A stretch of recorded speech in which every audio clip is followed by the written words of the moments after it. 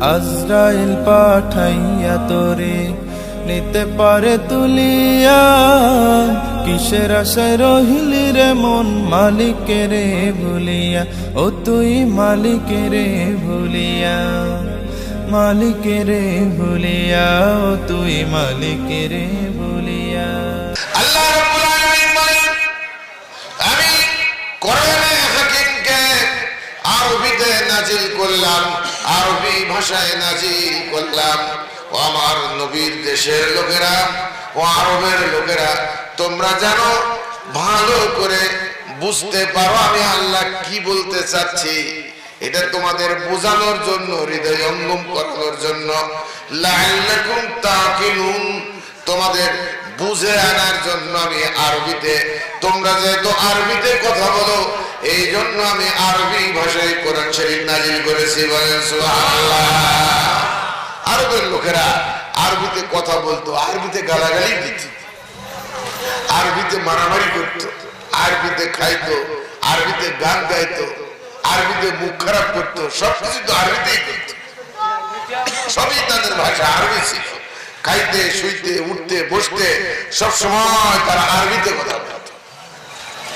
আল্লাহ রাব্বুল আলামিন আরবি ভাষায় কোরআন নাযিল করলেন। এই জন্য ওরা যেন বলতে না পারে যে আমরা আরব দেশের মানুষ, আরবিতে কথা বলি, উর্দুতে নাযিল করলে আমরা এটা বুঝি। নাযিল মানে উপর থেকে নিচে আসা।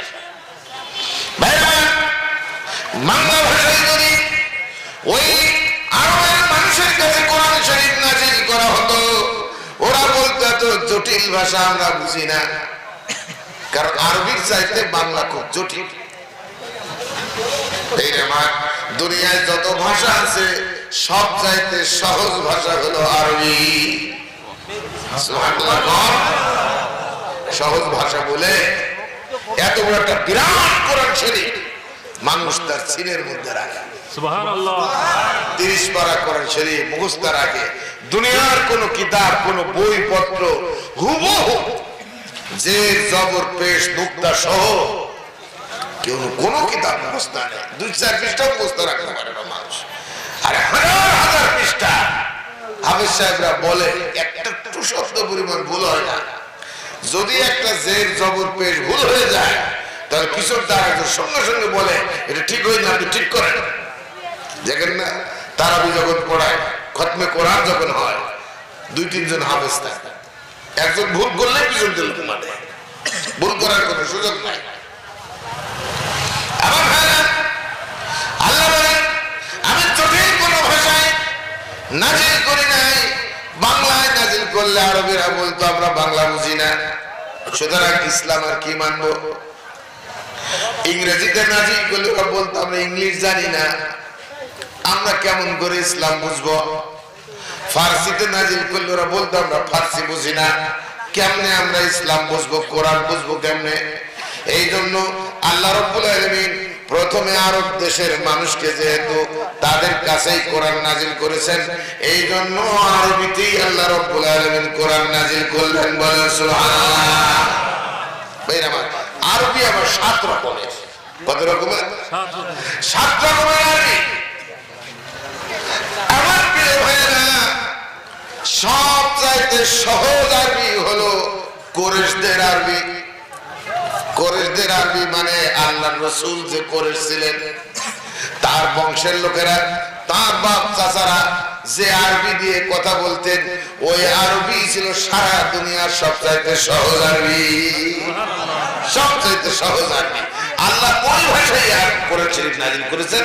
এখন যে কোরআন শরীফ আছে তা হলো কুরাইশদের আরবিতে আছে।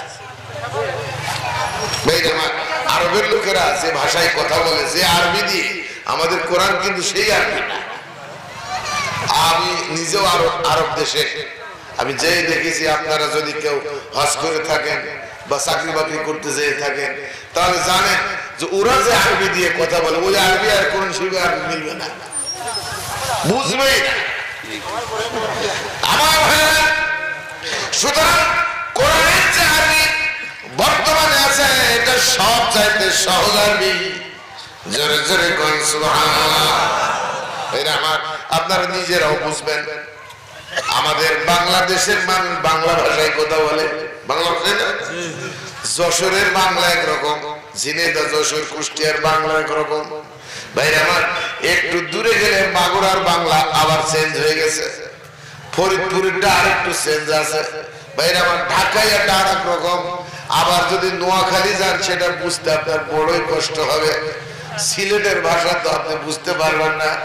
এটা কিছু কিছু বুঝলেও চট্টগ্রামের বাংলা কিন্তু আপনাকে তর্জমা করে দিয়ে ছাড়া কিছুতেই বুঝতে পারবেন না।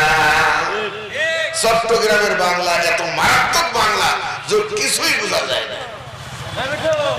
আমি চিটাগাং তাফসীর করতে গেছি চট্টগ্রামে, 19 দিন ব্যাপী একটা সিরাতুন নবীর মাহফিল, একটা রাসূলের জীবনের উপরে 19 দিন একটানা হয়। এবং এই 19 দিন এই মাহফিলের 95 জন থাকে বক্তা। আমি 2-3 বার গেছি। ওই জায়গাটার নাম হলো লোহাগাড়া থানায় চুনুতি সিরাত ময়দান। ওখানে একটা কামেল মাদ্রাসা আছে, টাইটেল মাদ্রাসা, তার পাশে বিশাল সিরাত ময়দান, লক্ষ লক্ষ লোক সেখানে সমবেত হয় এবং এটা 19 দিন ব্যাপী হয়। আমি একবার 18 নম্বর দিনে বক্তৃতা দিয়েছিলাম। আমার ওখানে যে আমি দেখেছি ওদের বাংলা কি কিছুই বোঝা যায় না। আর আপনাদের যে বাংলা, অর্থাৎ ঝিনাইদহের যে বাংলা, যশোর, কুষ্টিয়ার যে বাংলা, মানুষ এমনি কথা বললে কোনো সুর না দিয়ে স্বাভাবিক কথা বললে অন্যান্য ডিস্ট্রিক্টের লোক শোনে, বুঝুন বলেন খুব সুন্দর লাগছে। আমি তো সারা বাংলাদেশে যাই, আবার বলে হুজুর আপনাদের কথা শুনতে এমনিই ভালো লাগে, কোনো সুর টুর লাগে না, এত চমৎকার। আমাদের বাংলা সবাই বুঝে, কিন্তু ওদের বাংলা সবাই বুঝবে না। আমি একবার ভুলাই গেছি, বুঝলেন, ভুলাই একবার তো না, আজ প্রায় 30 বছর ধরে আমি ভুলাই যাই। আর প্রত্যেক বছর আমার অন্তত 20, 30, 40, 50টা করে মাহফিল হয় ভুলাই। এই যে কাল সকালেও ভুলাই যায়, 7:30টায় আমার গাড়ি চাকলা দেয়, ভোলার চরকসন যাবে।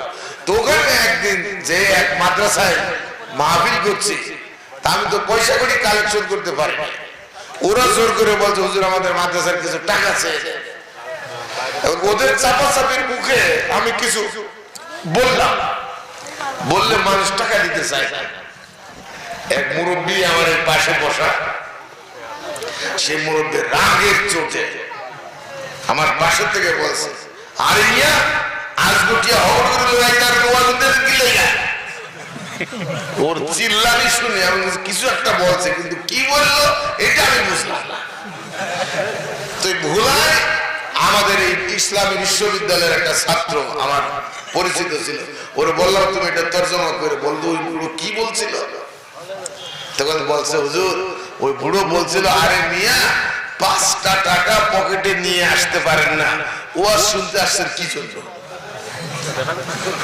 ওর ওই বাংলার অর্থ হইল 5টা টাকা পকেটে নিয়ে আসতে পারেন না, ওয়াজ শুনতে আসছেন কেন? একেবারে খালি হাতে ওয়াজ শুনতে আসছেন। কিন্তু ও বলছে আরে ইয়া হাজগুটিয়া হগড়ে লইয়াইতে আরেন না, ওয়াজ শুনতে আসছেন কি লাইয়া। আমি খুব কষ্ট করে এটা শিখছি, 30 বছর আমি ভুলাই যাই, কিন্তু ওদের বাংলা আমি বলতে পারি না। এইটা আমি খুব কষ্ট করে শিখছি, মুখস্থ করছি। তাহলে ওটাও কিন্তু বাংলা, বাংলা বলেই বলে, কিন্তু আমরা সেই বাংলা তো বুঝি না, আমাদেরটা সবাই বুঝে। আমার ভাইরা, আরবি ভাষা ওইরকম এক এক জায়গায় আহলে ইয়ামিন আর বনি তাই, বনি হাওয়াজিন, বনি সাকিফ, বনি সাদিয়া, কুরাইশ, এদের আলাদা আলাদা আলাদা রকম কথা আছে, কিন্তু ভাষা আছে আরবি, একই আরবি। কিন্তু আল্লাহ রাব্বুল আলামিন কোরআনে কারীমের যে আরবিটা দিয়েছেন, এই আরবি হলো দুনিয়ার সবচাইতে সহজ আরবি, কুরাইশদের আরবি। জোরে জোরে বলুন সুবহানাল্লাহ। তারপরে আরবদের উপরে ওই সহজ আরবি দিয়ে আল্লাহ কোরআন নাযিল করলেন, লাআল্লাকুম তাআকিলুন, ইন্না আনজালনাহু কুরআনান আরাবিয়্যান লাআল্লাকুম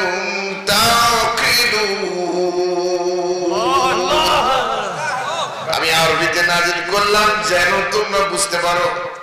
আমার ভাইরা, যত কিতাব আল্লাহ রাব্বুল আলামিন নাজিল করেছেন সমস্ত কিতাব তরজমা করে জিবরাইল আলাইহিস সালাম নবীদের কাছে বলতেন, আর নবীরা তার মায়ের ভাষায় সেই বক্তব্য পেশ করতেন। একমাত্র কোরআন শরীফের তরজমা করা লাগে নাই, কারণ কোরআন শরীফ আল্লাহর আরশে মুআল্লার লৌহে মাহফুজে যে ভাষায় লেখা রয়েছে হুবহু সেই ভাষায় আল্লাহ নাজিল করেছে। এই জন্য এই কোরআন কেউ চেঞ্জ করতে পারবে না, পরিবর্তন করতে পারবে না, এটা নকল করতে পারবে না, ভেজাল ঢোকাতে পারবে না। যে জবর পেশ উল্টায় পাল্টায় বলার কারো ক্ষমতা নেই, করতে গেলেই ধরা পড়ে যাবে। সব কিতাব ভেজাল ঢুকে গেছে, ১৫০০ বছর হয়ে গেল, কোরআন শরীফে কেউ ভেজাল ঢুকাতে পারে না।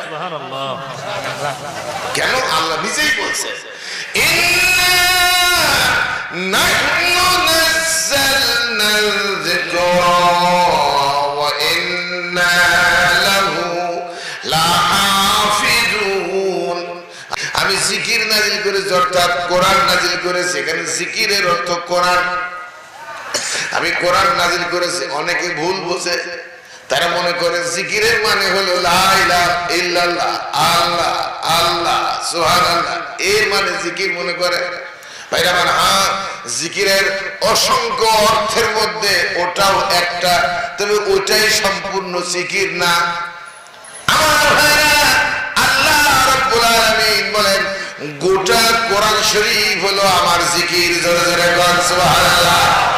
পরিষ্কার বক্তব্য আল্লাহ, ইন্না নাহনু নাযালনাল যিকরা, আমি জিকির নাজিল করেছি।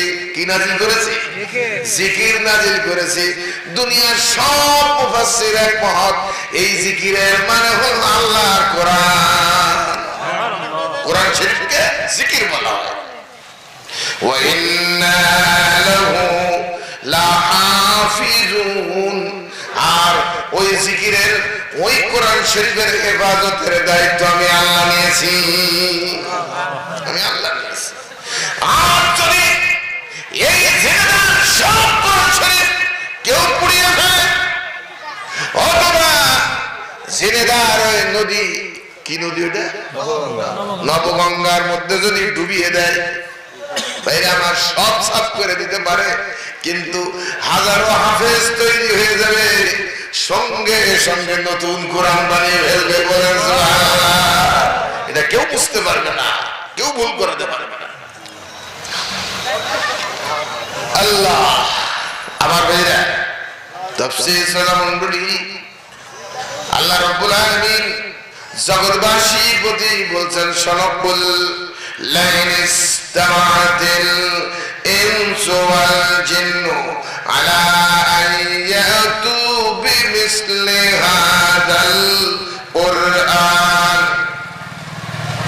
লা ইয়াতুনা বিমিসলিহি ওয়ালাউ কানা বা'দুহুম লিবা'দিন যাহীরা।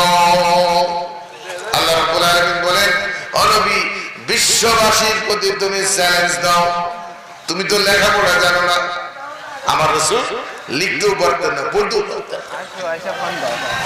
আল্লাহ রাব্বুল আলামিন তাকে অক্ষর জ্ঞানহীন করে দুনিয়ায় পাঠিয়েছেন।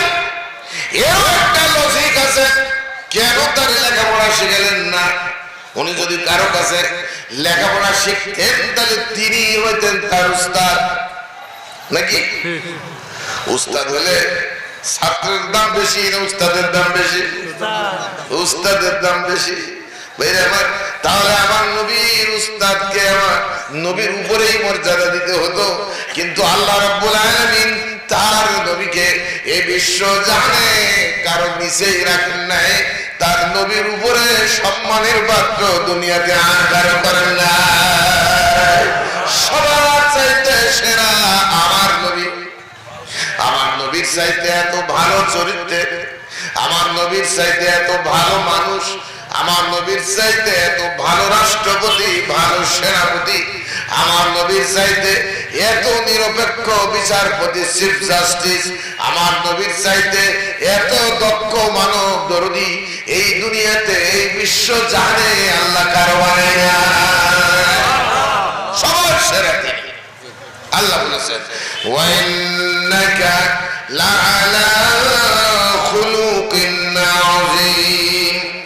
আমি দুনিয়ায় যত চরিত্রবান মানুষ পাঠিয়েছি, আমি যত পয়গম্বর পাঠিয়েছি, যত রাসূল পাঠিয়েছি, যত নবী পাঠিয়েছি, যত ওলিয়া উলিয়া দরবেশ পাঠিয়েছি, যত মানুষ পাঠিয়েছি, যত শিক্ষিত জন পাঠিয়েছি, সবগুলার ভালো ক্যারেক্টার, ভালো চরিত্র, ভালো গুণাবলী যদি এক পাল্লায় দেওয়া হয়, আমার নবীজি তোমার চরিত্র কিন্তু ওই সব ভালো চরিত্রের চাইতে তোমার চরিত্রের পাল্লাটা ভারী হয়ে যাবে। তুমি সেরা। ওয়া ইন্নাকা লাআলা খুলুকিন আযীম। আল্লাহ বলেন ওয়া রাফা'না লাকা যিকরাক। আরবি তোমার কথা আমি সবার উপরে তুলে ধরেছি। রাফা ইয়ারফা মানে সবার উপরে উঠে ধরা। তোমার কথা আমি সবার উপরে তুলে ধরেছি, তুমি সবার সেরা। পেয়ার Karl Marx, Lenin, Rousseau, Plato, Hobbes, Engels, পেয়ার আজকালকার লম্পট ট্রাম্প, নরেন্দ্র মোদী আর হাসিনা, আব্দুল হামিদ, পেয়ার যাই বলেন না কেন, দুনিয়ার যত রাজা মহারাজা যত কিছু আছে না কেন, আমার নবীর পায়ে একটা ধুলা সমানো কেউ না। রাগ করলেন নাকি? আমাদের প্রধানমন্ত্রী আমাদের নবীর ধুলার সমান কিছুই না। কেন? উনি কেন আমাদের এই বাংলাদেশের সবচাইতে বড় যিনি দরবেশ ওলি, তিনি কি আমার নবীর ধুলার সমান? কেউ না, কেউ না। একজন সাহাবী, নবী কেন, শুধু একজন সাহাবী, সবচেয়ে কুমা সাহাবী, তার পায়ের আব্দুল কাদের জিলানীর কথা শুনেছেন না? বড় পীর বলে মানুষ, আব্দুল কাদের জিলানী রাহমাতুল্লাহ আলাইহি। ওনার কাছে একবার জিজ্ঞাসা করেছিল আল্লাহ রাসূলের একজন সাহাবী যার ব্যাপারে কিছুটা তর্ক বিতর্ক আছে, মানুষের বিরূপ মন্তব্য আছে, আমির মুআবিয়া রাদিয়াল্লাহু তাআলা, ওনার সাথে আপনার তুলনাটা কেমন? বড় পীর আব্দুল কাদের জিলানী রাহমাতুল্লাহ আলাইহি বলেন, আরে কার সাথে কি কথা বলো? উনি যে ঘোড়ার পিঠে চড়ে বেড়াতেন, সেই ঘোড়ার পায়ের নিচেই যে খুর আছে, যে শক্ত যেটা, এই খুরের নিচেই যে বালুকণা আছে, ওই কোটি কোটি বালুকণার একটা সমান হয় না। আমাদের সারা দুনিয়ার যারা পীর সাহেব, তারা আব্দুল কাদের জিলানীকে বড় পীর বলে মানে। তার মানে রসুলের সাহাবীর মর্যাদা এত বেশি। সাহাবীর মর্যাদা যদি এত বেশি হয়, তাহলে রসুলের মর্যাদা কত? নবীর সাথে কারো তুলনা হয় না, হয় না, হয় না। আল্লাহ রাব্বুল আলামিন বলেন, তোমরা যদি বাঁচতে চাও, শোনো জেনেদার মানুষ, তোমরা যদি নাজাত পাইতে চাও, মুক্তি পাইতে চাও, তাহলে আমি আল্লাহ বলছি লাকাদ কানা লাকুম ফি রাসূলিল্লাহি উসওয়াতুন হাসানাতুন লিমান কানা ইয়ারজুল্লাহ ওয়াল ইয়াওমাল আখিরা ওয়া যাকারাল্লাহ কাসীরা। আল্লাহু আকবার। বেশি বেশি যারা আল্লাহর জিকির করে, তার মানে আল্লাহর কথা স্মরণ রাখে। ওই আবারও আমি সেই কথা বলছি, জিকির মানে কিন্তু শুধু আল্লাহ আল্লাহ লা ইলাহা ইল্লাল্লাহ না। সকালবেলা 5 মিনিট 10 মিনিট জিকির করলেন জোরে জোরে, কেউ জোরে কেউ আস্তে করে। আমাদের দেশে এরকম আছে না? এই আমার চিশতিয়া তরিকার লোকেরা লা ইলাহা ইল্লাল্লাহ এরকম জিকির করে, নকশবন্দিরা করে চুপচাপ। আবার একদল লোক আছে আমাদের সারসিনার হুজুররা, আগে দেখতাম ছোটকালে ফুরফুরার হুজুররা, হযরত আবু বকর সিদ্দিক রাহমাতুল্লাহ আলাইহি, আব্দুল হাই সিদ্দিক রাহমাতুল্লাহ আলাইহি, ওনাদের সিলসিলার লোকেরা ওনারা জিকির করতেন এই অর্ধেক জোরে অর্ধেক আস্তে, নকশবন্দিয়া পুরো আস্তে, চিশতিয়া পুরো জোরে, নানান ধরনের জিকিরের সিস্টেম ওনাদের নিজেদের বানানো।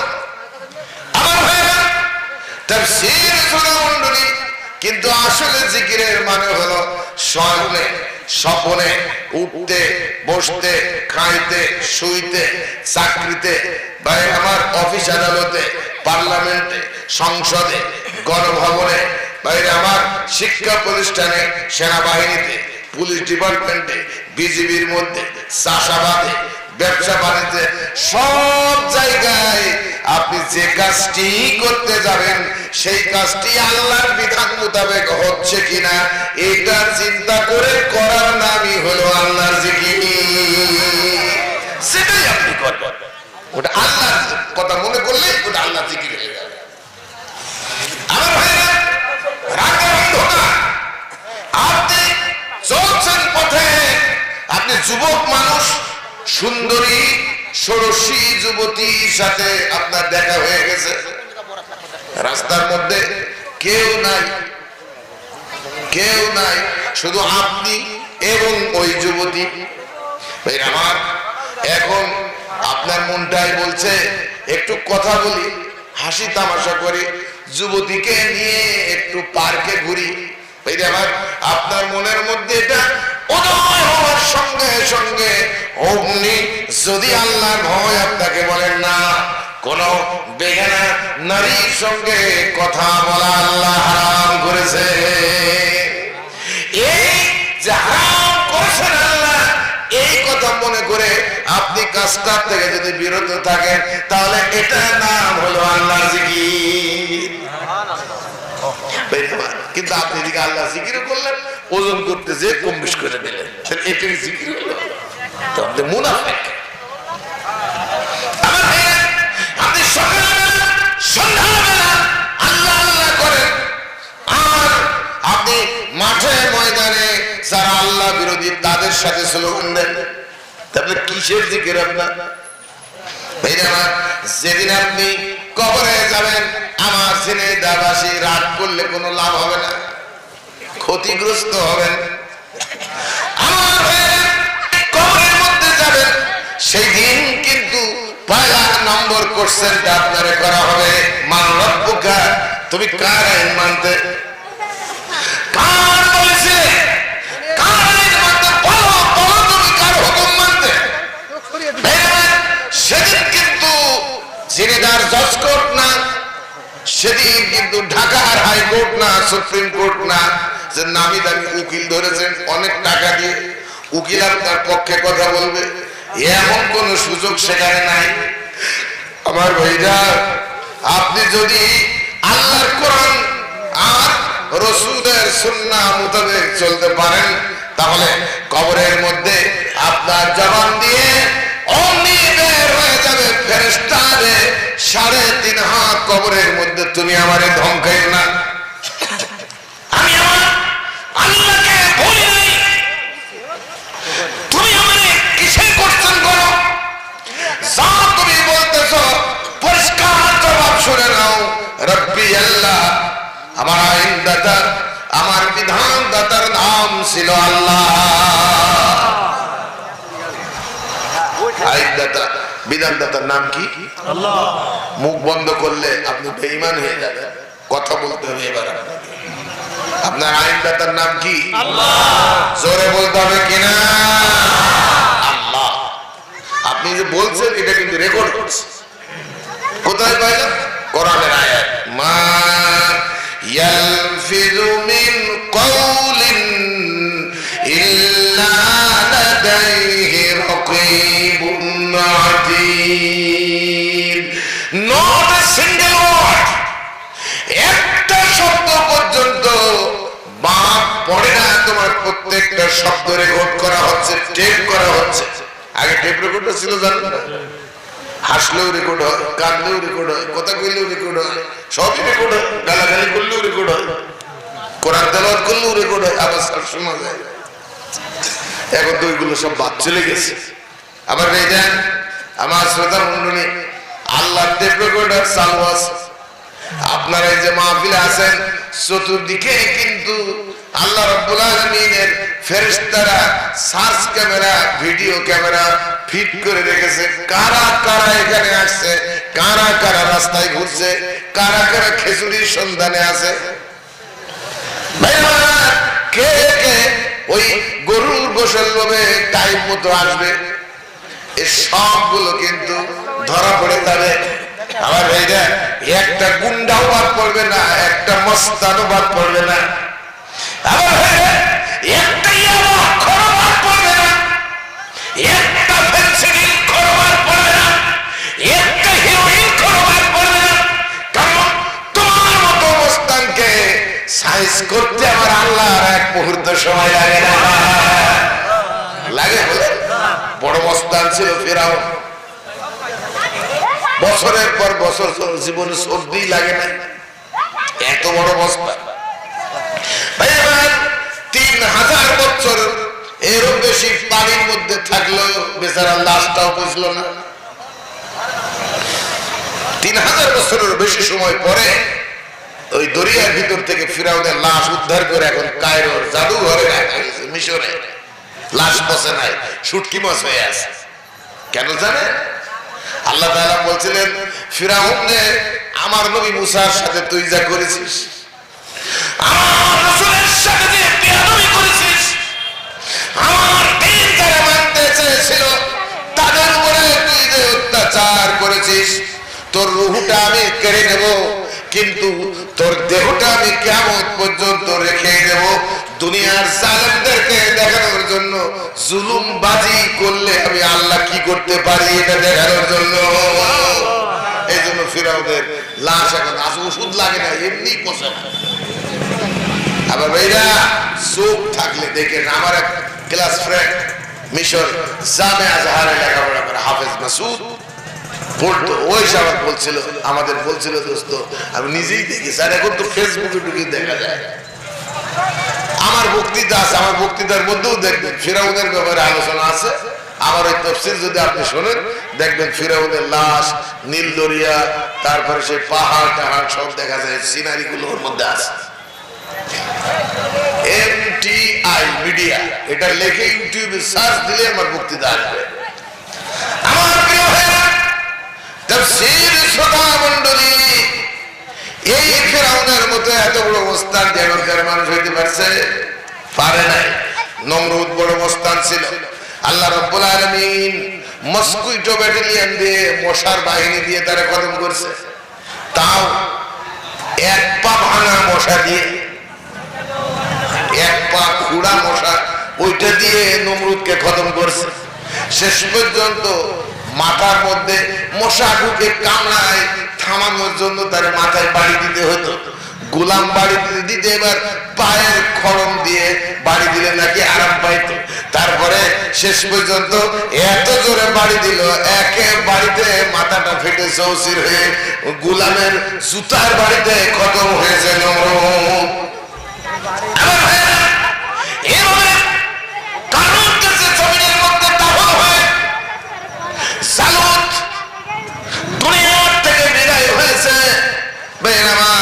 কত বড় বড় বক্তে না স্যার বড় বড় মস্তান গুন্ডা বাদশা ছিল তারা শুধু মস্তান না এ দুনিয়ার লক্ষ লক্ষ বর্গ মাইল তারা শাসন করত তারা দুনিয়ার থেকে বিদায় হয়ে গেছে কাজেই তোমার মতো চুটকে মস্তান খতম করতে আমার আল্লাহর মোটেও সময় লাগে না তোমার মতো চুটকে ফুটকে মস্তান খতম করতে মোটেও সময় লাগে না এই যে আমার আগের ভাই মনে হয় বক্তৃতা দিচ্ছিলেন হার্ট অ্যাটাক বসে আছে ঘুরে পড়ে কি হলো শেষ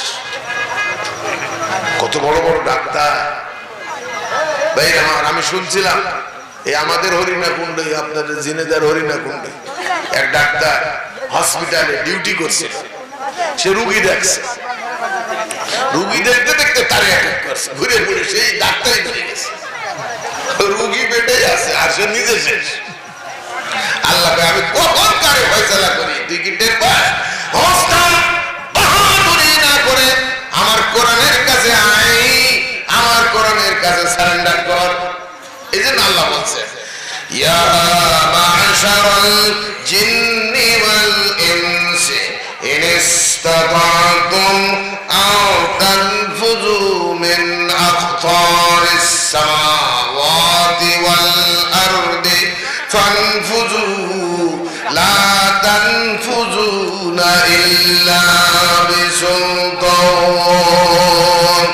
জিন ও মানুষ পারবে কি আমার এই বিশাল দুনিয়ায় ক্রস করতে?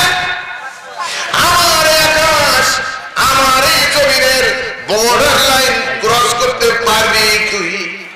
ইয়া মাশারাল জিন, ও জিন জাতি, ওয়াল ইনস, ও মানুষ জাতি, পারবি আনতানফুজু, বের হয়ে যাইতে, পালিয়ে যাইতে, অতিক্রম করতে, মিন আক্তারিস সামাওয়াতি ওয়াল আরদ, আক্তার মানে বর্ডার, সীমান্ত, আমার আকাশের সীমান্ত পাড়ি দিতে কি তুই পারবি? আমার জমিনের সীমান্ত পাড়ি দিতে কি তুই পারবি? আল্লাহ রাব্বুল আলামিন বলেন, যদি পারিস ফানফুজু, তাহলে চলে যা, পারমিশন দিলাম, আমার কোরআন শরীফ তোর মানতে হবে না, আমার কোরআন মানতে হবে না, তোর এক ওয়াক্ত নামাজও তোর পড়া লাগবে না, রোজা রাখতে হবে না, হজ করা লাগবে না, জিকির আজকার তাসবিহ তাহলিল লাগবে না, আমার জমিনে আমার দিন প্রতিষ্ঠার জন্য তোর সংগ্রাম করা লাগবে না, তুই যা ইচ্ছা তাই করবি, খাও দাও ফুর্তি করবি, সবকিছু করবি, মেয়ে ছেলে নিয়ে তুই যা ইচ্ছা তাই করে বেড়াবি, তোর হিসাব দেব না, তোর হিসাব দিতে হবে না। কিন্তু যদি জমিনের সীমানা আকাশের সীমানা তুই পার হতে না পারিস, তাহলে আমি আল্লাহ রাব্বুল আলামিন বলছি, লা তানফুজুনা ইল্লা বিসুলতান, আমার বাদশাহী, আমার সীমারেখা, আমার সালতানাত অতিক্রম করার ক্ষমতা তোর নাই, নাই, নাই। যেহেতু আমার সীমারেখা তুই পাড়ি দিতে পারবি না, সেহেতু ফাবিআই আলাই রাব্বিকুমা তুকাল্লিমান, অস্বীকার করিবি কেমনে প্রভু দত্ত দান? আমার কোন নিয়ামতকে অস্বীকার করবি? আমার কোন ক্ষমতাকে তুই অস্বীকার করবি? কোথাও যাইতে পারবি না। আমাদের সুটকে বুটকে মস্তান ছেলে দিলে কয়দিন ভাই চলা যায়? মস্তানি করার বয়স হইতে হইতে তো 15-20 বছর লাগে না, তারপর তো মস্তান হয়, চুল টুল একটু বড় করে রাখে, তারপর আজকাল তো কত রকমের চুল, এখানে তো পুরো সাইজে ফেলে দিয়ে উপর দিয়ে এক লাইন দিয়ে এ বলে রোনাল্ডো রাখে, কত রকমের বুঝলেন না, বুরুসাগা, কেনিজিয়া, কত এই সমস্ত আছে player, Luther Mathews, Oliver can, এরা বলে রাখে। এই জন্য আর ইমানদার যারা, তারা খোঁজে আল্লাহ রাসূল কেমন রাখতে, চুল আবু বকর সিদ্দিক কেমন রাখতো, আলী হায়দার কেমন রাখতো, সাহাবীরা কেমন, ইমানদার এইটা খোঁজে, আর মুঠো মাতাল তাড়ি করে ওইগুলো খোঁজে, কারণ ওরা তো সব খায়, সব খায় না, শুয়োর খায়, কুকুর খায়। আপনি চীনে যদি যান দেখবেন তাদের হোটেলগুলোতে কুকুর জবাই করে করে ঝুলাই রাখছে।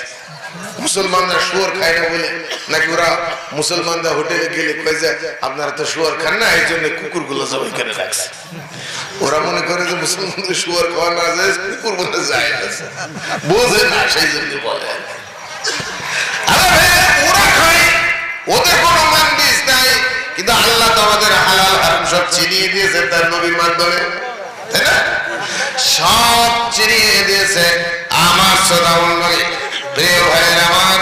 সুতরাং মুক্তির পথ, নাজাতের পথ আল্লাহ রাব্বুল আলামিন বলেন, বেশি বেশি যারা আমার কথা স্মরণ করে, আমার জিকির করে, আমার কথা মনে রাখে, আমার কিয়ামতের দিন বিচারের সম্মুখীন হওয়াকে যারা ভয় করে, আর আমি আল্লাহর মুলাকাত লাভে যারা ধন্য হতে চায়, আমার দিদার যারা নসিব করতে চায়, আমার সাথে যারা দেখা করতে চায়, তাদের জন্য ও দুনিয়ার মানুষ, তোমাদের রাসূলের জীবনের মধ্যেই রয়েছে অনুকরণীয়, অনুসরণীয়, মাননীয়, পালনীয় আদর্শ। আমরা মানব রাসূলের চরিত্রকে। একটু জিকির করে লা ইলাহা ইল্লাল্লাহ, জোরে জোরে জোরে সবাই বলে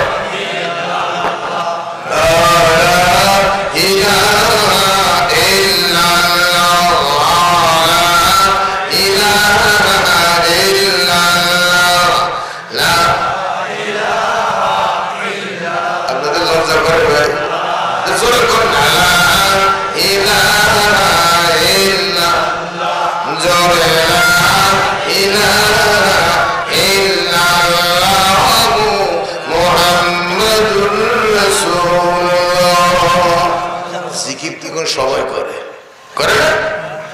এই যে নৌকা মার্কার লোক তারাও জিকির করে, কিরকম লা ইলাহা ইল্লাল্লাহ নৌকার মালিক তুই আল্লাহ। আমরা ঢাকা শহরের দিকে এরকম মিছিল করে, আবার ধানের শিশলেরও করে, কিরকম করে লা ইলাহা ইল্লাল্লাহ ধানের শীষে বিসমিল্লাহ, এগুলোও করে। তা আমরা তো ওজন্য করছি না, আল্লাহর জন্য করছি, ওরা তো ওদের জন্য করে। আমরা আল্লাহ সন্তুষ্টির জন্য, লজ্জা কিসের? কর লা ইলাহা ইল্লাল্লাহ, জোরে লা ইলাহা ইল্লাল্লাহ, লা ইলাহা ইল্লাল্লাহ মুহাম্মাদুর রাসূলুল্লাহ। মনে কষ্ট পাচ্ছেন না? আরে আমার মার্কার বিরুদ্ধে কইে ফেললে, বিরুদ্ধে কইলে সত্যি কথা বলে। হ্যাঁ, এ তো ভগবান মানুষ। আমি বলি ইস্টার্ন ক্লাসে হার্ট অফ সিটি, যেটা রাজধানীর কলিজা বলে, হার্ট অফ সিটি, রাজধানীর কলিজা ইস্টার্ন ক্লাসে। আমি বলি এইভাবে, বড় বড় জেন্টলম্যান থাকে। আমার ভাইরা সত্যি কথা বলবো, অসুবিধার ভিতরে তো অন্যায় বলছি না, কথাগুলো বাস্তব কিনা কোন কয়টা পেপারে দেখেন, প্রধান কানও শোনেন আপনার, যদি কান থাকে। সুতরাং আমরা মানব রসুলের আদর্শ। কার আদর্শ? আরো কারা কারা মানতে রাজি? একটু হাত উঁচু করে দেখান, সোজা করেন হাতটা। হাত কি অ্যাসিড মারছে? সোজা কর, সোজা সোজা, হাত ভাঙা। হাত উঁচু করলেন না, এটারও ছবি তুলছে ফেরেশতা।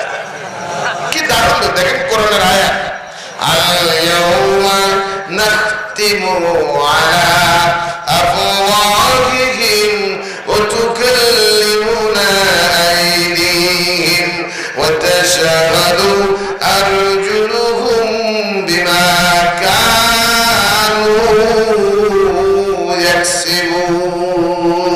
জবান বন্ধ থাকবে, হাতে কথা বলবে। কিসে কথা বলবে? হাতে। মনে করেন হুজুর হাতে আবার কথা কয়, হ্যাঁ হাতেও পারে। আমার আল্লাহ যদি বলাই কেন পারবে না? আপনার মতো নাক কান চোখ সব ঠিকঠাক আছে, একজন বোবা কথা কইতে পারে না, ঠিক না? সব আছে, কথা কইতে পারে না। ভাইরা, আল্লাহ যদি গরু ছাগলকে কথা বলার উপযোগী বানাইতেন আর মানুষকে যদি বোবা বানাইতেন, তাহলে আমরা মনে করতাম তখন আমরা কইতে পারি না, ওরা পারে কথা বলতে, তাই না?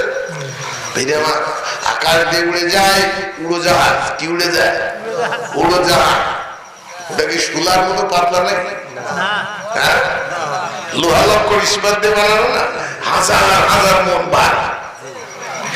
যদি আপনি কোনদিন ওই জাহাজ না দেখতেন, কেউ যদি এসে গল্প দিত, আমি দেখেছি আকার দিয়ে লোহা আর ইস্পাত পড়ছে, তাহলে আপনি বলেন দূর, আকার দিয়ে লোহা ইস্পাত ওড়ে, এত ভারী জিনিস কেমন ওড়বে? কাগজ কাগজে ঘুটি টুটি বানালে এগুলো ওড়ে, সিলে বন্যি সবুজ সিলে দুয়ারে এগুলো উঠতে পারে, ও ওড়বে কি করে? লোহা ওড়ে কেন? কিন্তু আপনি যেহেতু চড়েছেন, আপনি যেহেতু দেখেছেন, ওর ভিতরে চড়ে আপনি হাজার হাজার মাইল চলে গেছেন। বাংলাদেশ থেকে সে আমেরিকা 12,500 মাইল, এখান থেকে England 7,500 mile, Canada 14,000 mile, Saudi Arab 6,500 mile. এত দূর পর্যন্ত আপনি যেহেতু উড়ে গেছেন, এখন যদি কেউ বলে লোহা আকাশ দিয়ে উড়ে, আপনার কাছে আশ্চর্য মনে হবে না? কি মনে হবে? কারণ আপনি নিজেই তো উঠেছেন। এই জন্য হাতে যে কথা বলতে পারবে, আমার আল্লাহর ক্ষমতা আছে, পাওয়ার আছে। হাতে কথা বলবে, পা সাক্ষী দিবে। কেমনে? একটার পর একটা পা ফেলছে, আল্লাহ বলবে কে যাচ্ছে? কুদরতের টেলিভিশন সামনে আল্লাহর আদালতে বিচার চলতে থাকবে, আল্লাহর আদালতে হাতে কলমে সব জিনিসই থাকবে। এক শ্রেণীর পাগলা বলতে থাকবে, আল্লাহ তোমার আমার ফেরেশতারা যে রিপোর্ট করেছে ওটা মানতে পারলাম না, আমার বিশ্বাস হয় না। কয় কেন? কয় না আমার বিশ্বাস হয় না। কয় কেমনে বিশ্বাস করবি? কয় যেটার কথা লিখছে ওইটাই যদি কথা কয় তাহলে আমি মানবো।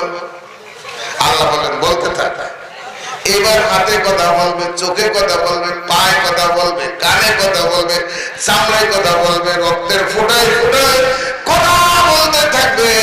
ওই মানুষটা হতভম্ব হয়ে দাঁড়ায় যাবে। এই জন্য আল্লাহ বলেন জবাব বন্ধ হয়ে যাবে, তালা লাগাই দেবো।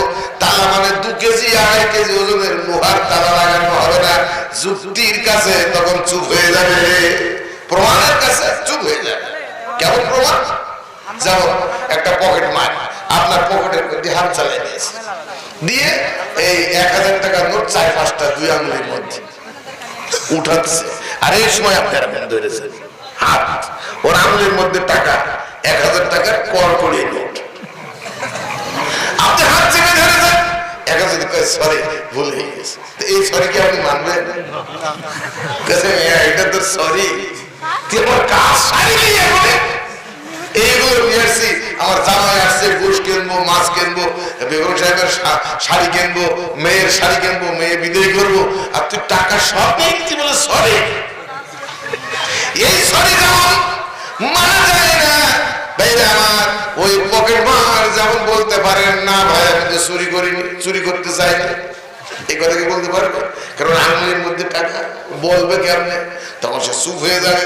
আমার আল্লাহ রাব্বুল আলামিন হাতে করবে কিয়ামতের দিন, ওই রকম করে বান্দাকে প্রমাণ যখন দেখিয়ে দিবে, বান্দাও চুপ হয়ে যাবে, কথা বলতে পারবে না। এই জন্য আল্লাহ বলেন আল ইয়াউমা নাখতিমু আলা আফওয়াহিহিম, জবান বন্ধ হয়ে যাবে, কিচ্ছু বলতে পারবে না। আমার ভাইরা, সুতরাং কঠিন মুহূর্তে আপনার আমার বাঁচার পথ হলো রাসূলের আদর্শ। কার আদর্শ? আরো জোরে বল। ভাই আমার, আমি আপনাদের সামনে মনে আছে কি কোন সূরার আয়াত পড়েছিলাম? বাকারা। সুবহানাল্লাহ, এতে আপনাদের ব্রেন শক্তি ভালো আছে দেখা যায়। আল্লাহ, ভাই আমার সূরা বাকারা, সবাই কর বাকারা। বাকারা মানে গাই গরু, গাই গরু বুঝুন তো, দুধ হয় যেটা, গাই গরু। আমার ভাইরা, এর কত নম্বর আয়াত? 280। আমার ভাইরা, এই আয়াতের মধ্যে আল্লাহ রাব্বুল আলামিন বলেন যিনি দায়ের লোকেরা 3টা গুণ যদি তুমি অর্জন করতে পারো তাহলে তুমিও আল্লাহর মেহেরবানি, আল্লাহর রহমত পাইতে পারো। এইটা মনে করে যাবে ভাইরা, সব তো মনে রাখতে পারবেন না। 3টা গুণ থাকলে কার রহমত পাওয়া যাবে? আরো জোরে কার? আল্লাহর রহমত আপনিও পাবেন, আমিও পাবো। 3টা গুণ যদি আমাদের ভিতরে আমরা তৈরি করতে পারি, আমি একটা একটা করে বলবো। আয়াতের নম্বর কত? কত? মনে রাখতে হবে। ভাইরা, 18 নম্বর আয়াত আল্লাহ রাব্বুল আলামিন বলেন ইন্নাল্লাযীনা আমানু, 1 নম্বর গুণ হলো যারা ঈমান এনেছে, জোরে জোরে বলুন সুবহানাল্লাহ। 2 নম্বর ওয়াল্লাযীনা হাজারু, 2 নম্বর আর যারা হিজরত করেছে।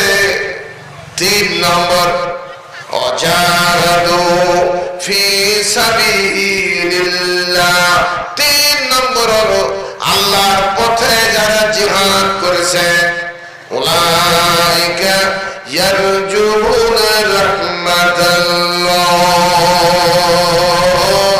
আল্লাহ রাব্বুল আলামিন বলেন ওই সমস্ত লোকেরাই আল্লাহর রহমতের আশা করতে পারে।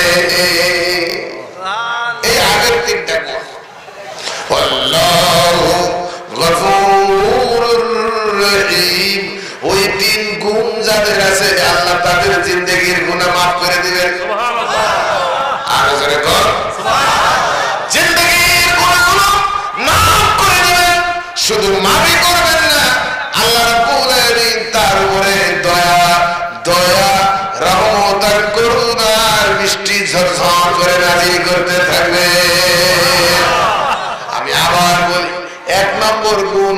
ইমান, বলেন কি ইমান।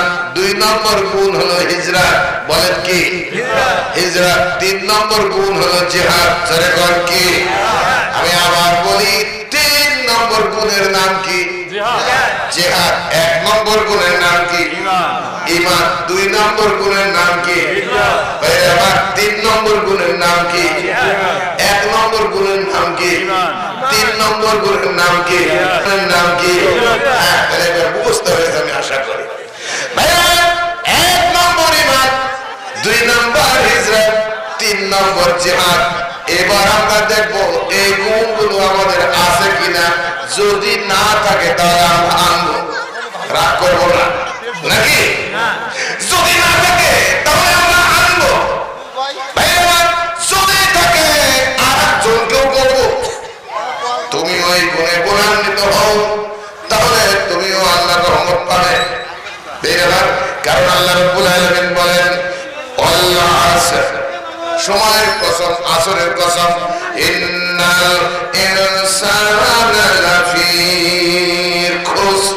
দুনিয়ার সমস্ত মানুষ ক্ষতির মধ্যে, ধ্বংসের মধ্যে, অর্থাৎ জাহান্নামে যাবে। ইল্লাল্লাযীনা আমানু ওয়া আমিলুস সালিহাতি ওয়া তাওয়াসাউ বিল হাক্কি ওয়া তাওয়াসাউ বিস সাবর। শুধু বাদ করবে তারা যারা ঈমান এনেছে, ঈমানের দাবি মোতাবেক কাজ করেছে, আর পরস্পর পরস্পর হকের দিকে আহ্বান জানিয়েছে, সত্যের পথে আহ্বান জানিয়েছে, এবং সত্যের পথে চলতে গিয়ে দুঃখ, বেদনা, কষ্ট, অভাব, অনটন, যে জুলুম, নির্যাতন, জেল জুলুম হইয়া যত কষ্ট হয়েছে সব সহ্য করেছে, নিজে সহ্য করেছে, আর একজনকে সহ্যের উপদেশ দিয়েছে যে ভাই আল্লাহর পথে চলতে গেলে কষ্ট হয়, দুঃখ হয় না। এরকম করে করে একজন আর একজনকে বুঝ দিয়েছে, এরাই বাঁচতে পারবে। সুতরাং আমার প্রিয় ভাইরা, আমাদের যে 3টা গুণ থাকলে আমরা আল্লাহর রহমত পাবো, তার 1 নম্বর গুণের নাম হলো ঈমান।